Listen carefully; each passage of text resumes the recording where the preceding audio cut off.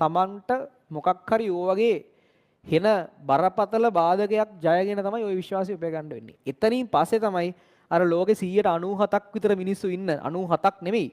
මේ ලෝකේ සතුටින් අර නිකන් අර ෆයිනෑන්ෂල් ෆ්‍රීඩම් තියාගෙන ඉන්න මිනිස්සු 101යි.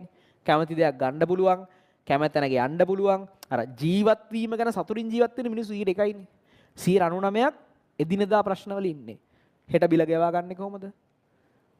දැන් ඕන තරම් ඉන්නේ මිනිස්සු එහෙමනේ. වාහන ඕන තරම් මේ දකින්නවා පොඩි වාහනයක්වත් ගන්නෙ කොහොමද? ප්‍රශ්නවලට ඉන්නේ 99ක්. මේ නිකන් නෙමෙයි. මේ විනය නැතිකම එච්චරයි.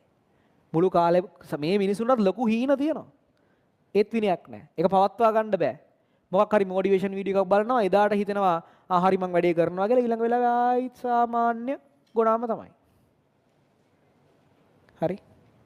ඒ නිසා මේක හිතට අරගෙන කරගත්තොත් මේ දවස් 29